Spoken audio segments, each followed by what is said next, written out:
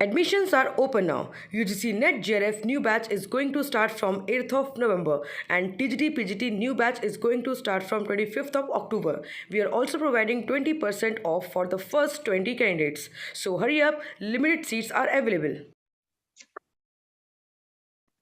So, hello, namaste, sashikal, salam alaikum. This side, Assistant Professor Meenakshi Vedi, and you are watching Scholars Mantra. Scholars Mantra is an online platform जहाँ पर physical education related competitive examination की preparation कराई जाती है। And आज का video आप लोगों के लिए बहुत खास है बिकॉज आज के वीडियो में मैं बताने वाली हूँ कि एजर्शन रीजन को कैसे सॉल्व कर सकते हैं। आपको बहुत सारे वीडियोस मिल जाएंगे लेकिन फिजिकल एजुकेशन के क्वेश्चंस रिलेटेड वीडियोस शायद आपको नहीं मिलेंगे। तो यही हमारी कोशिश रहती है कि हमारे जो फिजिकल के स्टूडेंट्स हैं वो परेशान ना हो और उनको हर एक टॉपिक के रिगार्डिंग डीप अंडरस्टैंडिंग हो सके। एजर्शन रीजन की ट्रिक जो मैं आज आपको बताने वाली हूँ वो आपके क्वेश्चंस को जरूर 80% सॉल्व करने के लिए काफी है। 20% डिपेंड करता है आपकी नॉलेज के ऊपर। मतलब trick is for 80% and knowledge is for 20%। क्योंकि नॉलेज की अगर बात करें तो नॉलेज अगर हमें होती है तब भी हमारे क्वेश्चंस गलत हो जाते हैं। तो क्योंकि 80% डिपेंड करता है आपकी ट्रिक्स के ऊपर, तो मैं आपको ट्रिक्स बताने वाली हूँ। एंड यस, अगर आपकी नॉलेज और ट्रिक्स अगर मिल जाए तो डेफिनेटली आप अपने क्वेश्चंस को सॉल्व कर पाएंगे। अगर हम लोग लास्ट एग्जाम्स की बात करें तो एजर्शन एंड रीजंस में बहुत सारे क्वेश्चंस पूछे जाते हैं, बट लास्ट 2 एग्जाम्स की बात करें तो मुश्किल से 5 to 6 क्वेश्चंस आपको देखने को मिलेंगे। लेकिन again I am saying UGC का कुछ भरोसा नहीं है, एनटीए किसी भी तरीके से पैटर्न चेंज कर सकता है। एजर्शन रीजन इस बार ज्यादा भी आ सकते हैं, अगर नहीं भी आए तो 5 to 7 क्वेश्चंस तो एजर्शन के आपको मिलने ही वाले हैं। और ये मेरी गारंटी है, अगर आपने इन ट्रिक्स को यूज किया तो डेफिनेटली आप सारे एजर्शन रीजंस आप अपने क्लियर कर पाएंगे। मैं आपको कुछ ट्रिक्स बताऊंगी पॉइंट वाइज पॉइंट, और उन पॉइंट वाइज पॉइंट को आपको लिखना है, प्रैक्टिस करना है। इस वीडियो से आपको 10 क्वेश्चंस प्रैक्टिस के लिए मिलेंगे प्लस, और अगर आपको प्रैक्टिस के लिए चाहिए तो आप हमारा टेलीग्राम चैनल ज्वाइन कर सकते हैं। टेलीग्राम चैनल का ज्वाइन करने के लिए लिंक डिस्क्रिप्शन बॉक्स में दिया हुआ है। और वीडियो को स्टार्ट करने से पहले एक लाइक जरूर कर दीजिएगा, अगर आप नए हैं तो सब्सक्राइब जरूर कर दीजिएगा, क्योंकि ऐसे बहुत कमाल के वीडियोस आपको मिलते रहेंगे। और आपके लाइक और आपके कमेंट्स से हमें समझ में आता है कि हमारा वीडियो आपके लिए कितना ज्यादा इफेक्टिव था। ओके, चलिए, ये तो था मेरा आपके लिए कुछ इंफॉर्मेशन। बाकी अब क्वेश्चन नंबर 1 की बात करें तो क्वेश्चन नंबर 1 में जैसे कि आप यहाँ पे सिंपली देख सकते हैं, क्वेश्चन जैसे ही आपके सामने एजर्शन का आता है, भाई पहले आपको डरना नहीं है, क्योंकि स्टूडेंट पहले डर जाते हैं एजर्शन का क्वेश्चन कैसे कर पाएंगे। देखिए, एजर्शन एंड रीजन के क्वेश्चंस यूजीसी में दिए ही इसलिए होते हैं because they want to know कि क्या आप उस क्वेश्चन को समझ पा रहे हैं। Assertion is and reason just depend upon your perception ability, कि आप उस चीज को देखकर किस तरीके से रिलेट कर पा रहे हैं।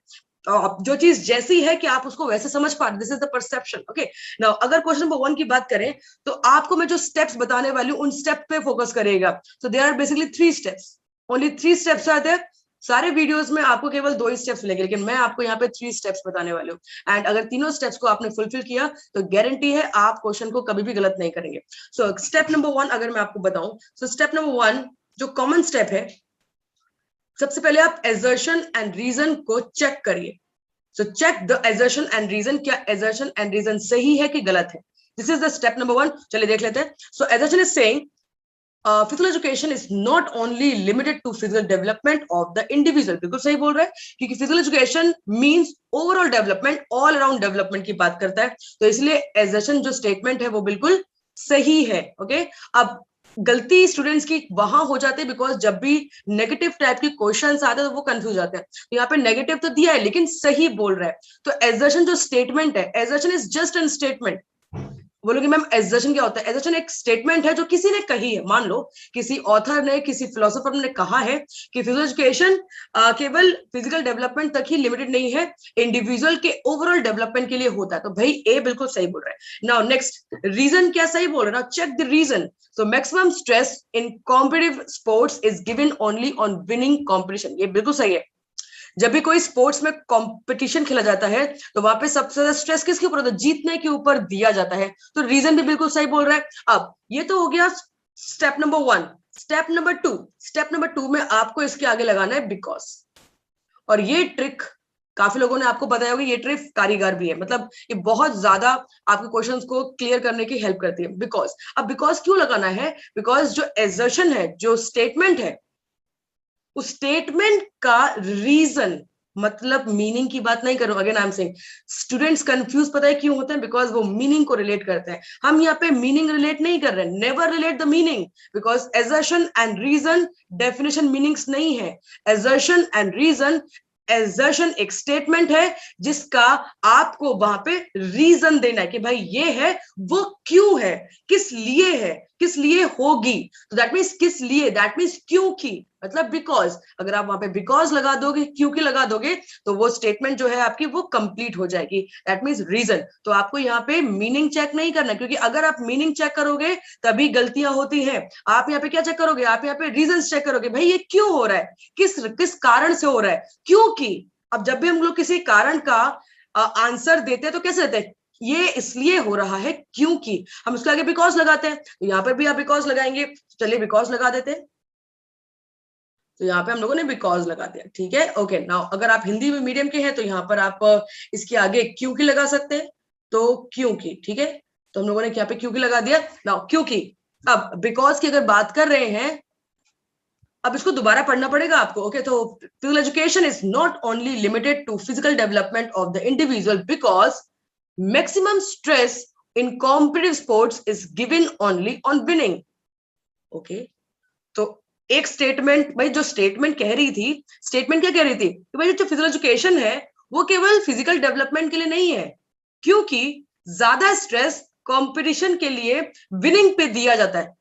भाई दोनों चीजें अलग नहीं हो गई? बस देख के लग रहा है आपको, मतलब आप जब इसको इस तरीके से रिलेट करोगे कि भाई जो रीजन दिया गया है वो एजर्शन का नहीं है, वो किसी स्पोर्ट्स कंपटीशन का दिया गया है, बिकॉज यहाँ पे फिजिकल एजुकेशन की बात की जा रही है, तो इसलिए आप यहाँ पे रिलेट नहीं कर पाओगे। मतलब इसका मतलब है ये दोनों रिलेट नहीं हो रहे हैं। अब अगर आप इसका मीनिंग समझेंगे तो आपको लगेगा कि भाई स्पोर्ट्स फिजिकल एजुकेशन में ही तो होता है, इस रीजन से स्टूडेंट्स गलती करते हैं, तो आप वो गलती नहीं करेंगे। तो भाई जो सेकंड वाली स्टेटमेंट है ये भी आपकी क्लियर हुई, मतलब आपको आधा लग चुका है कि भाई ये एक जैसे नहीं है, मतलब ये इसके करेक्ट एक्सप्रेशन नहीं है।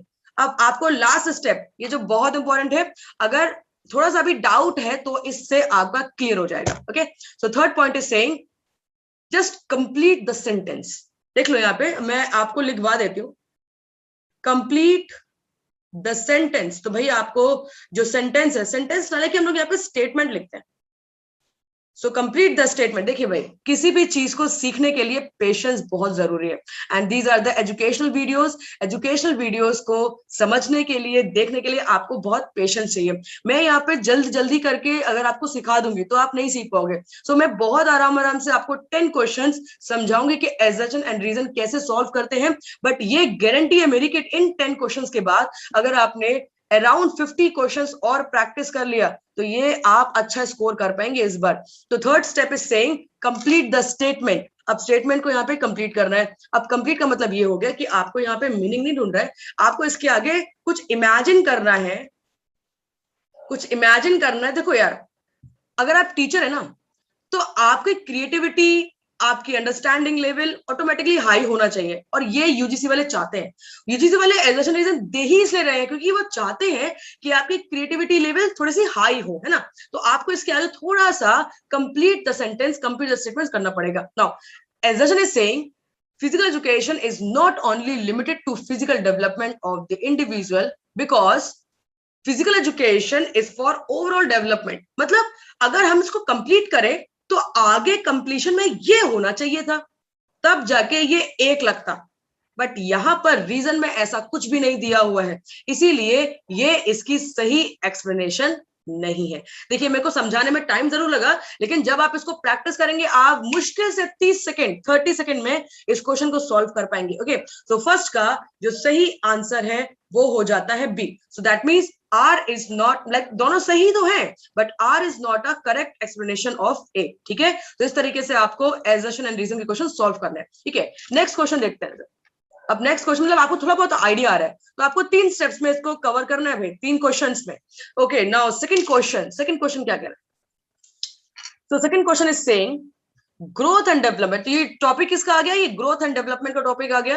ग्रोथ एंड डेवलपमेंट साइकोलॉजी में भी टॉपिक है, एंड हिस्ट्री एंड फिलोसफी में भी टॉपिक है।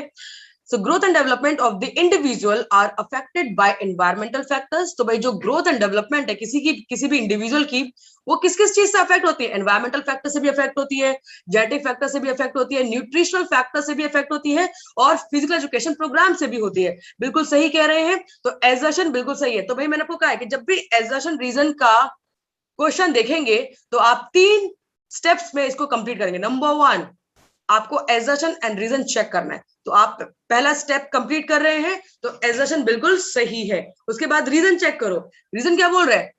रीजन आपको अलग से चेक करना है, एजर्शन अब हटा दो, अब केवल रीजन को चेक करो। And reason is saying physical education and sports contribute to health of the individual. बिल्कुल सही है, बिल्कुल सही है, ये भी बिल्कुल सही कह रहा है ना भाई। अगर हम लोग हेल्थ की बात करते हैं तो अभी स्कूल्स में फिजिकल एजुकेशन एंड हेल्थ लिखा जाता है, physical education and health education. क्यों? बिकॉज हेल्थ फिजिकल एजुकेशन के पार्ट ही है।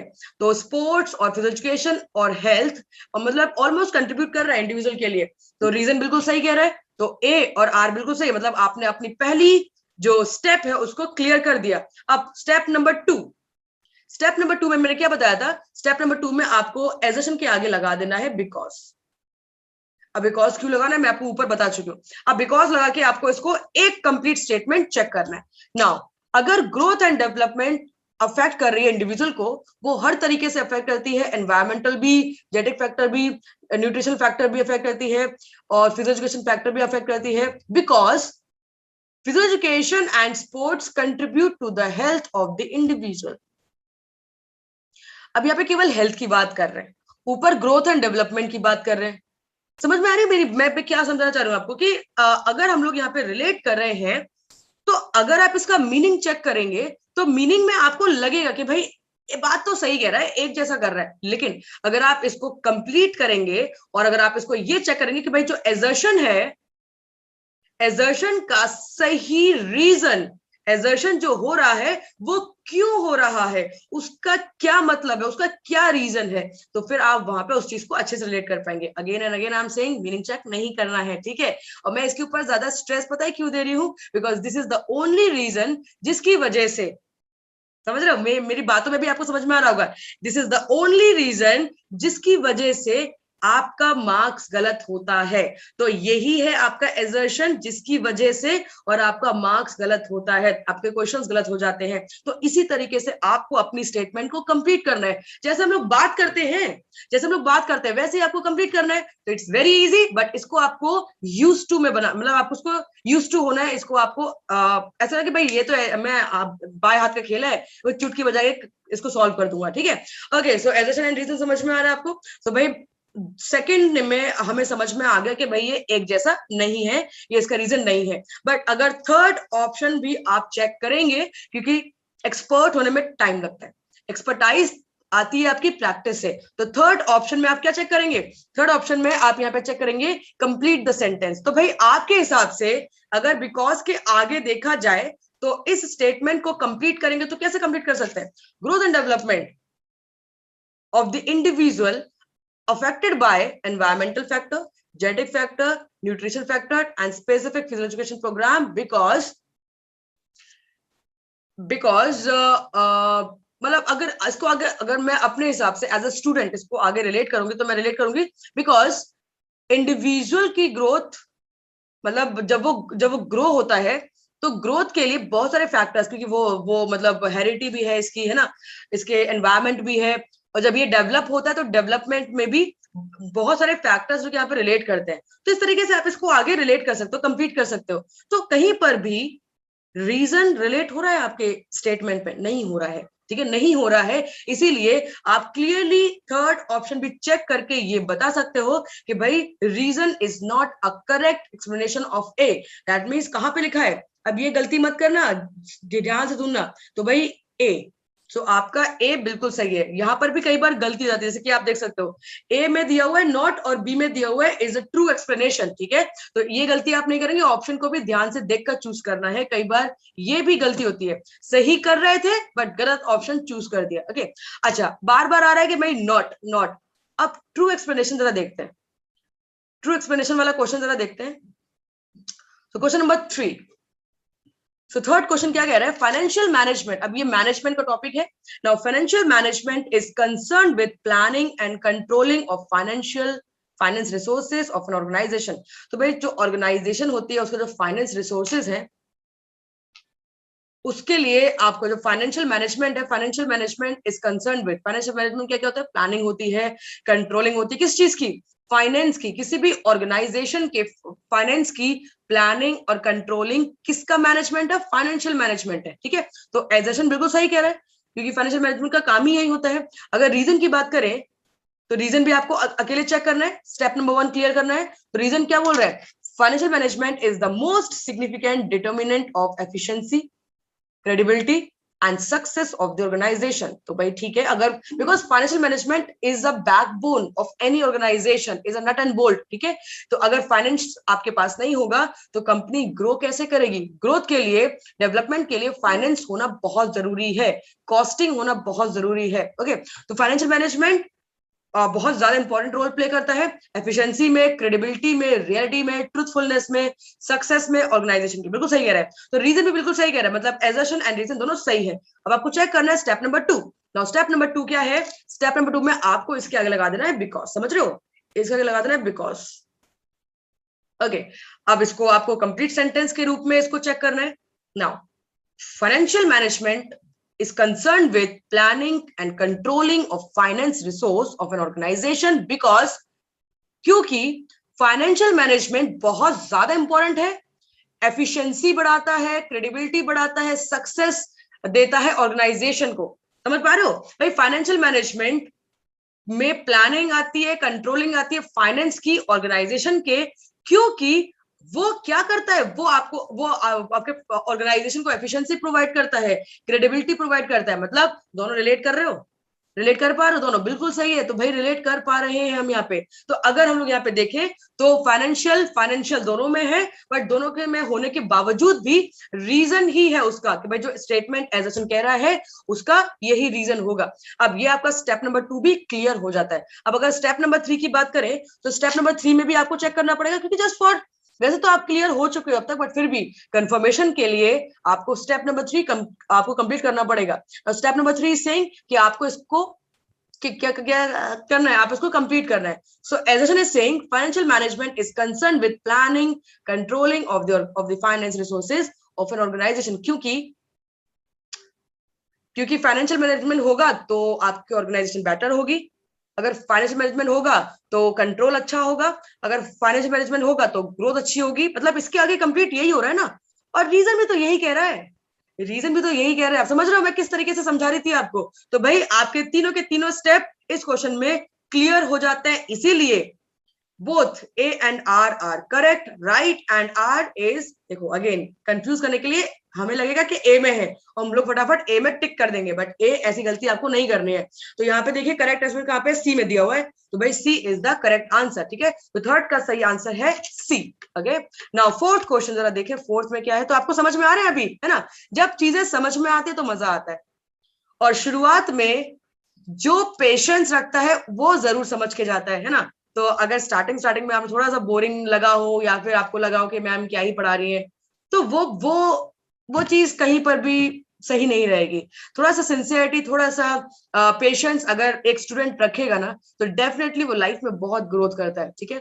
और इसी के साथ अगर आपको वीडियो पसंद आ रहा है और अगर आपको वीडियो जेन्युइनली पसंद आ रहा है तो एक बार लाइक करके जरूर जाइएगा, बिकॉज लाइक करने से फिर मुझे समझ में आएगा भाई अगला वीडियो आपको किस तरीके से बनाना है। और अगर आपकी कोई रिकमेंडेशन है कि आपको अगला वीडियो इस टॉपिक के ऊपर चाहिए तो आप जरूर बताएंगे कमेंट बॉक्स में, ताकि हम आपके पर्पस के अकॉर्डिंग वीडियो बनाएंगे, क्योंकि ये वीडियोस आपके लिए ही है, ओके। क्वेश्चन नंबर फोर्थ अगर हम लोग बात कर रहे हैं तो फोर्थ में हम यहाँ पे assertion and reason again check करेंगे, फटाफट चेक करेंगे। अब तो हमारा प्रैक्टिस शुरू हो रहा है। चलो एजर्शन एंड रीजन हम लोग यहाँ पे फटाफट चेक कर रहे हैं। A balance diet depends on age, sex and type of the work that one required to carry, ठीक है।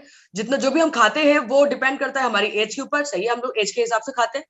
बचपन में हम बहुत ज्यादा खाते हैं, मुझे अभी भी याद है, मैं स्कूल टाइम में मैं खा के भी जाती थी स्कूल, टिफिन लेके भी जाती थी, टिफिन में एक्स्ट्रा पराठा लेके जाती थी क्योंकि आधा तो मेरे फ्रेंड्स खा लेते थे, तो मैं एक्स्ट्रा खाना लेके जाती थी और हम लोग लंच से पहले ही खा लेते थे, है ना। तो एक्स्ट्रा खाना वहां पे भी लेके जाती थी। और स्कूल के बाद आके फिर खाती थी, शाम को 4 बजे फिर खाती थी, और रात को तो फिर डिनर तो फिर बनता है भाई, है ना। तो ये मतलब हम लोग बचपन में, ये मैं अकेले नहीं सभी करते हैं तो बचपन में हम बहुत खाते थे। एंड अब अगर देखें इस एज पर तो शायद हम उतना नहीं खा पाते, हमारी डाइट आधी भी रह गई होगी, है ना। So a balance diet depends upon age, yes, gender. Male की डाइट फीमेल के कंपेरिजन में ज्यादा होती है, ठीक है। तो यस, मेल ज्यादा खाते हैं ओके। और अगर टाइप ऑफ वर्क की बात करें, that one is required to carry, तो बिल्कुल सही है, हम जिस तरीके से एक्टिविटी करते हैं उसके ऊपर हम उतना हम लोग खाना खाते हैं, ठीक है। तो एजर्शन बिल्कुल सही कह रहा है, विदाउट एनी डाउट। रीजन देखिए, balance diet is composed of carbohydrate, protein, fats, vitamin, minerals and water. ये तो 100% सही कह रहा है, 100%। Okay okay, now step number 2। अब स्टेप नंबर 2 आपको क्या चेक करना है कि भाई क्या दोनों एक दूसरे का स्टेटमेंट और रीजन है क्या, ठीक है। तो अब इसको चेक करने के लिए सिंपल, आप यहाँ पे देखिए, एजर्शन दोबारा से इसको इसके आगे बिकॉज लगा देंगे हम लोग यहाँ पे, तो आप इसके आगे आपने बिकॉज लगा दिया, बिकॉज के बाद आप चेक करेंगे दोनों को मिला के। नाउ बैलेंस डाइट डिपेंड करती है आपके एज के ऊपर, सेक्स के ऊपर, एंड जिस टाइप की एक्टिविटी आप कर रहे हैं, क्योंकि बैलेंस डाइट में आता है carbohydrate, protein, fats, vitamin, minerals and water. Assertion बोल रहा है कि बैलेंस डाइट डिपेंड करती है आपकी बॉडी के ऊपर, आपके जेंडर के ऊपर, आपकी एज के ऊपर, क्योंकि बैलेंस डाइट में होता है कार्बोहाइड्रेट, मतलब बैलेंस डाइट में होता है न्यूट्रिएंट्स। अब न्यूट्रिएंट्स के होने से आपके वर्क एफिशिएंसी का क्या रिलेशन है, मतलब यहाँ पे अगर देखें, देखो थोड़ा सा यहाँ ये क्वेश्चन थोड़ा सा डिफिकल्ट है, क्योंकि अगर इसको देखा जाए तो आपको देखने से लगेगा कि दोनों एक ही है, क्योंकि आप मीनिंग चेक कर रहे हैं अभी भी। अगर आप इसका रीजन चेक करेंगे तो रीजन एजर्शन का नहीं है, क्योंकि अगर हम लोग यहाँ पे चेक करें तीसरा स्टेटमेंट, तीसरा स्टेप जो है, अब इसको कंप्लीट करेंगे, ठीक है। नाउ बैलेंस डाइट डिपेंड करती है आपके एज के ऊपर, आपके जेंडर के ऊपर, आपके किस टाइप की एक्टिविटी कर रहे हो, क्योंकि हम जिस टाइप की भी एक्टिविटी करते हैं, क्योंकि हम लोग जैसे होते हैं हम उसी तरीके से हम लोग खाना खाते हैं, तो हमारी एफिशिएंसी डिपेंड करती है हमारे बैलेंस डाइट के ऊपर। मतलब इसके आगे ये आना चाहिए था, बट इसके आगे क्या आया हुआ है, क्योंकि balance diet is a composed of carbohydrate, protein, fats, vitamin, minerals and water. Assertion में ये कहा जा रहा है कि बैलेंस डाइट डिपेंड करती है किसी चीज के ऊपर, और रीजन में ये कहा जा रहा है कि बैलेंस डाइट कैसी होती है। तो दोनों में आपको रिलेशन समझ में आ रहा है, तो भाई एजर्शन और रीजन में रिलेशनशिप यहाँ पे नहीं हो रहा है, इसीलिए इसका सही आंसर बन जाएगा बी, बिकॉज दोनों सही तो है बट सही एक्सप्लेनेशन यहाँ पे रिलेट नहीं कर रहा है, ठीक है। अब यहाँ पे इस तरीके से समझने के लिए आपको चाहिए परसेप्शन एबिलिटी, जो चीज आप प्रैक्टिस से लेकर आ सकते हैं, ठीक है। ये सारी स्किल्स हैं, टेक्निक्स मैंने आपको बता दिया है, इसी टेक्निक को, इसी स्किल्स को आप बार बार प्रैक्टिस करिए। अब अगेन आई एम सेइंग कि 20% अगर आपको नॉलेज है, आपको पता होना चाहिए कि बैलेंस डाइट इन न्यूट्रिएंट्स का मिक्सर होता है, ठीक है। And there are basically 6 nutrients, carbohydrate, proteins, fats, vitamin, minerals and water, okay. तो इस तरीके से आप यहाँ पे चेक कर सकते हैं। Okay, now question number 5। अब क्वेश्चन नंबर 5 अगर यहाँ पे देखें तो 5 में क्या बोल रहे हैं यहाँ पे, स्कूल एडमिनिस्ट्रेशन, अगेन ये थोड़ा सा मैनेजमेंट टाइप का नहीं, ये हेल्थ का क्वेश्चन है, ठीक है। ये स्कूल हेल्थ एजुकेशन का क्वेश्चन है। सो एजर्शन क्या बोल रहे हैं, school administration is expected to take proper initiative for health care management of the school children. तो स्कूल एडमिनिस्ट्रेशन, जो स्कूल का एडमिनिस्ट्रेशन होता है, वो एक्सपेक्टेड है कि प्रॉपर इनिशिएटिव ले हेल्थ केयर के बारे में, कि भाई जितने भी स्कूल के बच्चे हैं उनका प्रॉपर चेकअप हो, प्रॉपर हेल्थ केयर हो, ये स्कूल का फंक्शन होना चाहिए, ठीक है। एजर्शन बिल्कुल सही कह रहा है, क्योंकि ये होना चाहिए, ठीक है। रीजन क्या है, नेशनल एजुकेशन पॉलिसी 1986 ने रिकमेंड किया कि physical education and sports learning process का, लाइक इट्स एक लर्निंग प्रोसेस है स्कूल का।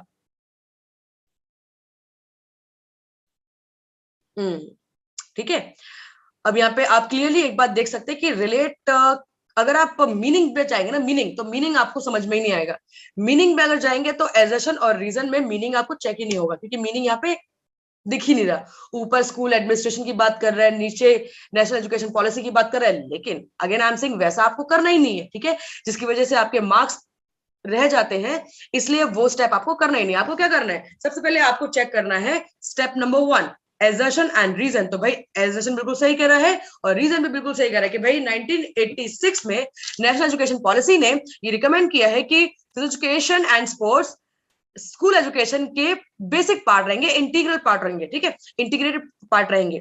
और फिजिकल एजुकेशन का स्कूल के लिए क्या मेन पर्पस होता है? हेल्थ केयर मैनेजमेंट, यही तो होता है। अब आपको मतलब ये समझ में आ गया एजर्शन एंड रीजन दोनों सही है। अब इसके आगे लगा दीजिए आप बिकॉज।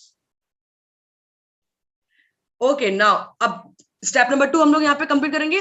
स्कूल एडमिनिस्ट्रेशन ये एक्सपेक्टेड है उनसे कि ये प्रॉपर इनिशिएटिव लेंगे हेल्थ केयर मैनेजमेंट का बच्चों की, क्योंकि नेशनल एजुकेशन पॉलिसी ने ये रिकमेंड किया था कि फिजिकल एजुकेशन स्कूल के इंटीग्रल पार्ट है लर्निंग का, और इसीलिए उनको ऐसा करना चाहिए।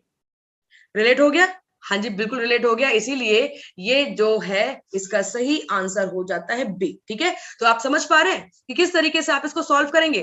तो अगेन आई एम सेइंग जो भी मैंने आपको स्टेप्स बताए हैं उन्हीं को आप फॉलो करेंगे। एंड अब जब आप उनको फॉलो करेंगे, just look at this question, question number 6। अब क्वेश्चन नंबर 6 ध्यान से देखिए, ध्यान से पढ़िए।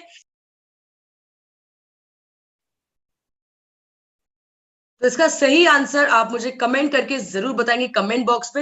I am waiting for your answers, और मैं ये जरूर आपको रिप्लाई करूंगी कि आपका आंसर सही है या गलत है। Okay, so I am waiting for your reply. तो 6 का आंसर आप मुझे देंगे कमेंट बॉक्स में, ताकि मैं भी देखूं कि भाई जो भी टेक्निक मैंने समझाई है उससे क्या आपको हेल्प मिली है। Okay, now question number 7। तो भाई 7th क्वेश्चन देखते हैं। 7th question assertion and reason क्या कह रहे हैं? Assertion is saying as the body weight increases relative strength decreases। तो एजर्शन बिल्कुल सही कह रहा है, बिल्कुल सही। अगर रीजन की बात करें तो रिलेटिव स्ट्रेंथ का मतलब होता है, इसका फॉर्मूला होता है absolute strength and body weight. Okay, so it's a ratio of absolute strength and body weight. अगर हम लोग मैं यहाँ पे आपको लिख के बताऊं, रिलेटिव स्ट्रेंथ का फॉर्मूला होता है absolute strength and body weight, ये है इसका formula. Okay, again I am saying कि मैं जो आपको ट्रिक बता रही हूँ वो 80% तो इफेक्ट करेगी, बट 20% डिपेंड करता है आपकी नॉलेज के ऊपर भी। And this is the knowledgeable question जिसमें पूछा हुआ है कि रिलेटिव स्ट्रेंथ और एब्सोल्यूट स्ट्रेंथ क्या होती है। मैं आपको क्लियरली बताती हूँ। रिलेटिव का मतलब होता है किसी चीज के साथ रिलेट कर रहे हो, और रिलेटिव स्ट्रेंथ का मतलब है you are relating your strength with the body weight. अगर बॉडी वेट के अकॉर्डिंग हम लोग स्ट्रेंथ की बात करें तो वो बन जाती है रिलेटिव स्ट्रेंथ। अगर एब्सोल्यूट स्ट्रेंथ की बात करते हैं, मतलब लाइक बॉडी वेट को इग्नोर करो, इग्नोरिंग द बॉडी वेट, आपका टोटल बॉडी के हिसाब से टोटल आपकी कैपेसिटी कितनी है, आपकी टोटल स्ट्रेंथ कितनी है, तो उसको बोलते हैं एब्सोल्यूट स्ट्रेंथ। तो रिलेटिव स्ट्रेंथ का फॉर्मूला होता है बॉडी वेट के साथ। अगर आप इस रिलेशनशिप को यहाँ पे चेक करेंगे तो इसको आप अच्छे से जज कर पाएंगे कि relative strength is inversely proportional to body weight and absolute strength is directly proportional to body weight. ठीक है, क्योंकि ये अगर यहां आ जाएगा तो ये डायरेक्टली प्रोपोर्शनल हो जाएगा। दैट मींस बॉडी वेट के इंक्रीज होने से एब्सोल्यूट स्ट्रेंथ तो इंक्रीज होगी बट रिलेटिव स्ट्रेंथ डिक्रीज होगी। Okay, because relative strength depend करती है कि भाई अगर बॉडी वेट आपका कम होगा तो रिलेटिव स्ट्रेंथ ज्यादा होगी। तो यहाँ पर ये थोड़े से नॉलेजेबल क्वेश्चन है। तो अब इसको देखने से तो आपको समझ में आ रहा है कि भाई देखो रीजन बिल्कुल सही है, एजर्शन बिल्कुल सही है। ठीक है, क्योंकि फॉर्मूले के अकॉर्डिंग रीजन बिल्कुल सही है। अब इसके आगे आपको लगा देना है because. Now as the body weight increases, जैसे ही बॉडी वेट इंक्रीज होता है रिलेटिव स्ट्रेंथ डिक्रीज होती है, क्योंकि रिलेटिव स्ट्रेंथ रेशियो होता है एब्सोल्यूट स्ट्रेंथ का और बॉडी वेट का। बस क्लियरली तो लिखा हुआ है, मतलब यही बिल्कुल इसमें, मतलब ये बहुत इजी टाइप का क्वेश्चन था। और इजी टाइप के क्वेश्चंस अगर आते हैं तो ये आपके लिए सोने पे सुहागा है। आप बिल्कुल भी गलती नहीं करेंगे, फटाफट क्वेश्चन को सॉल्व करेंगे और अपना टाइम बचाएंगे अगले डिफिकल्ट क्वेश्चन के लिए। तो यहाँ पे सही आंसर हो जाता है ए। ओके, क्योंकि ये करेक्ट एक्सप्लेनेशन है। Question number 8, come on very fast, जल्दी करेंगे क्योंकि जब हम लोग एग्जाम टाइम में होंगे तो एग्जाम टाइम में भी हमारे पास इतना टाइम नहीं होगा। Assertion and reason. अब एजर्शन क्या कह रहा है? Muscle strength and power are both reduced once the athlete stops training. बिल्कुल सही है। तो भाई जैसे ही एथलीट अपनी ट्रेनिंग को बंद कर देता है तो उसकी वजह से उनकी मसल स्ट्रेंथ एंड पावर दोनों डिक्रीज हो जाती है, रिड्यूस हो जाती है। ठीक है, एजर्शन बिल्कुल सही कह रहा है। उसके बाद रीजन क्या कह रहा है, फटाफट देखेंगे। Reason is saying skeletal muscle undergo a substantial decrease in size. Skeletal muscle का जो साइज है वो डिक्रीज हो जाता है, उसको एट्रोफी कहते हैं। जो साइज डिक्रीज होता है उसको एट्रोफी, साइज इंक्रीज होता है उसको हाइपरट्रॉफी, नॉलेजेबल है ना, knowledge. When they remain inactive, तो भाई अगर आपकी मसल्स इनएक्टिव हैं तो वहां पे साइज में डिक्रीमेंट होता है। तो रीजन भी बिल्कुल सही बोल रहा है। अब इसके आगे आपको लगाना है बिकॉज, फटाफट बिकॉज लगा देंगे, दोबारा पढ़ेंगे। तो भाई जो आपकी मसल स्ट्रेंथ है और पावर है वो दोनों रिड्यूस हो जाएगी अगर एथलीट अपनी ट्रेनिंग को रोक देता है, क्योंकि अगर मसल बहुत दिनों तक इनएक्टिव रहेगी तो वहां पे मसल का साइज डिक्रीज हो जाता है। समझ रहे हो ऊपर क्या बोल रहा था? ऊपर बोल रहा था कि भाई मसल का जो स्ट्रेंथ है, पावर, वो रिड्यूस हो जाती है, क्योंकि अगर बहुत दिनों तक आपकी मसल और आपकी जो मसल है वो इनएक्टिव रहे तो उसका मसल का साइज डिक्रीज होता है, जिसकी वजह से स्ट्रेंथ और पावर डिक्रीज हो जाती है। तो भाई बिल्कुल बिल्कुल मतलब इसमें तो आपको तीसरा स्टेप भी चूज करने की जरूरत ही नहीं, बिकॉज आपके 2 स्टेप में ही आपका आंसर आपके सामने है। तो इसका सही आंसर बन जाता है A. That means both are correct and R is correct explanation of the A. Okay, उसके बाद अगर हम लोग बात करें 9th क्वेश्चन की, फटाफट देखेंगे। तो 9th क्वेश्चन में क्या बोल रहा है? As in cardiac cycle the diastole phase is larger than systolic phase. तो भाई बिल्कुल सही कह रहे हैं कि अगर कार्डियक साइकिल की बात करें तो कार्डियक साइकिल का मतलब है complete 1 heart beat. Okay, systolic phase and diastolic phase को मिला के बनता है 1 कार्डियक साइकिल। ठीक है, जिसमें से जो आपका रिलैक्सेशन फेज है, जो कि आपका डायस्टोलिक फेज है, वो ज्यादा होता है, और सिस्टोलिक फेज जो कॉन्ट्रैक्शन फेज है वो कम होता है। We know that. Okay, now अगर कार्डियक साइकिल की बात कर रहे हैं तो ए सेशन रीजन बिल्कुल सही कह रहा है, एजेशन बिल्कुल सही कह रहा है। Now what about the reason? Reason कह रहा है कि इंडिविजुअल का heart rate 74 beat per minute होता है, जिसमें डायस्टोलिक का फेज होता है 0.44 एंड सिस्टोलिक का फेज होता है 0.37। Okay, now this is somewhere wrong, because अगर हम लोग हार्ट रेट की बात करें तो हार्ट रेट यहाँ पे ये सही है कि 60 से लेकर 80 बीट पर मिनट के बीच में नॉर्मल है। ठीक है, बट अगर हम लोग यहाँ पे डायस्टोलिक फेज की बात करें तो जब ये वेंट्रिकल्स जब रिलैक्स होती है तो उसकी ड्यूरेशन होती है 0.5 सेकेंड, और जब ये कॉन्ट्रैक्ट होते हैं तो इसकी ड्यूरेशन होती है 0.31 सेकेंड। ठीक है, तो ये कुल मिला के बचाता है 0.81 सेकेंड का, जिसके हिसाब से reason is not a correct reason. That means assertion बिल्कुल सही है, तो A is correct and R is false. तो ए करेक्ट है और आर फॉल्स है, कहा दिया हुआ है? तो भाई बी, तो B is the correct answer. ठीक है, इजी था, बिल्कुल था, बस ये कि अगर आपको पता होगा तो आप इसको बहुत अच्छे से कर पाएंगे। ठीक है, now next question, last question है 10th। So 10th question is saying assertion and reason में फटाफट देखेंगे। एजर्शन बिल्कुल क्या कह रहे हैं? Standardised test is a scientifically constructed test with universal applicability. Okay, बिल्कुल सही है। तो अगर स्टैंडर्डाइज्ड टेस्ट की बात कर रहे हैं तो जितने भी टेस्ट स्टैंडर्डाइज्ड होते हैं, इसका मतलब है कि उनमें रिलायबिलिटी एंड वैलिडिटी हम लोग निकालते हैं, और वो साइंटिफिकली कंस्ट्रक्टेड होते हैं बिकॉज उनकी रिलायबिलिटी एंड वैलिडिटी हमें पता होती है विद यूनिवर्सल एप्लीकेबिलिटी, और उनको हम लोग कहीं पर भी यूज कर सकते हैं। आफर्ड यू test, Roger and Harvard step test, ये हम लोग सारे के सारे कहीं पर भी यूज कर सकते हैं बिकॉज वो स्टैंडर्ड टेस्ट है। ठीक है, तो ए बिल्कुल सही कह रहे हैं। Now what about the reason? अब रीजन की अगर हम लोग यहाँ पे बात कर रहे हैं, so a scientific authenticity of the standardized test is to be well established। तो भाई जो एक standardized test है, अगर वो प्रॉपर तरीके से established होगा, प्रॉपर तरीके से उसके नॉर्म्स होंगे, रिलायबिलिटी एंड वैलिडिटी होगी, तो उसको कहते हैं साइंटिफिक ऑथेंटिसिटी। तो बिल्कुल सही है, रीजन भी बिल्कुल सही कह रहे हैं, क्योंकि साइंटिफिक ऑथेंटिसिटी का मतलब ही यही है कि भाई जो एक टेस्ट है उसमें स्टैंडर्ड है एंड उसके जो स्कोर्स है वो स्टैब्लिश्ड है। अब इसके आगे आप लगा देंगे बिकॉज, और बिकॉज के आगे आप यहाँ पे दिखेंगे तो दो बार से कंप्लीट करेंगे स्टेटमेंट को। Standardised test is a scientifically constructed test with universal applicability because scientific authenticity of the standardised test is to be well established, क्योंकि होना जरूरी है ना। तो अगर एक स्टैंडर्डाइज्ड टेस्ट है जो कि साइंटिफिकली कंस्ट्रक्टेड है, जिसमें यूनिवर्सल एप्लीकेबिलिटी है, बिकॉज जो साइंटिफिक ऑथेंटिसिटी है वो दी गई है स्कोर्स की वजह से।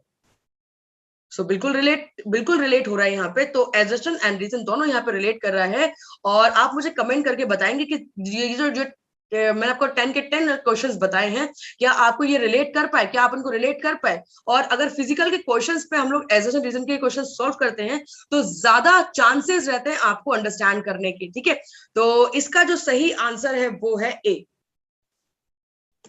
ओके, सो 10th का correct answer is a. Okay, बिल्कुल सही स्टेटमेंट यहाँ पे दे रहा है। तो मेरे हिसाब से यहाँ पे 10 क्वेश्चंस कंप्लीट होते हैं। आई रियली होप कि आपको ये वीडियो बहुत पसंद आया होगा। आई रियली होप कि मेरी ट्रिक्स से और जो भी मैंने आपको सिखाया है उससे आप जब इसको प्रैक्टिस करेंगे तो डेफिनेटली आप अपने एजर्शन एंड रीजंस सही करना शुरू कर देंगे। और अगर वीडियो पसंद आया तो लाइक करके जरूर जाइएगा। और अगर आपका कोई रिकमेंडेशन है वीडियो के लिए तो जरूर बताइए, क्योंकि हम आपके लिए वीडियो बना रहे हैं। तो जो रिकमेंडेड होगा आपके लिए वो हम लोग जरूर अगली बार बनाएंगे। Thank you so much for watching and keep supporting, keep loving, keep sharing, keep subscribing, keep liking. Thank you so much, see you soon.